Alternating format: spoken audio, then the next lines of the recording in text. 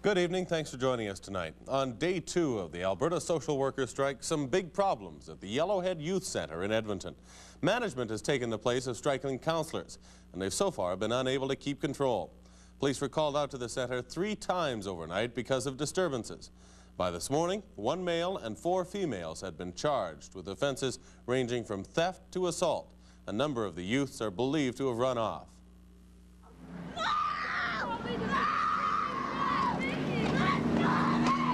Less than a dozen managers are trying to do the job normally done by nearly 100 social workers.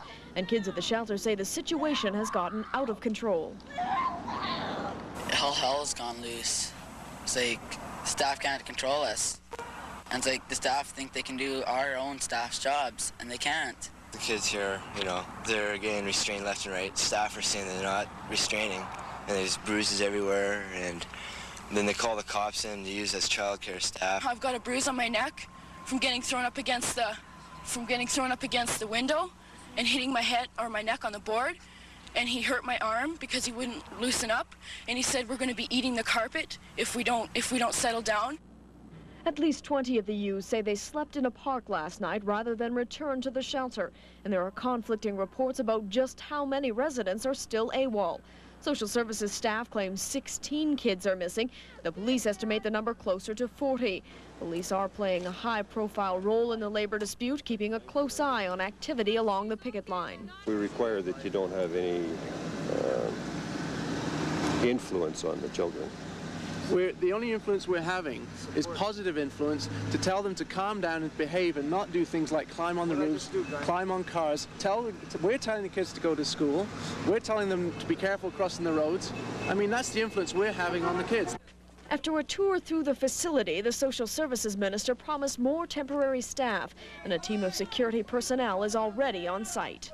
Our staff walked into an absolute nightmare. I can't describe it any other way.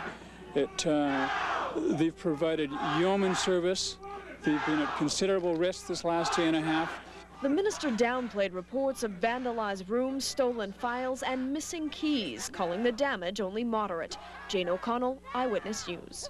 And we wonder if John will play, or will he run away? Run, run, run, run away. Dozens of striking social workers converged on the legislature today. They sang, listened to speeches, and demanded their message be heard.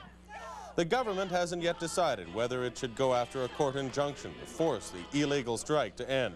Social Services Minister John Oldring will make a series of recommendations to the Tory caucus tomorrow.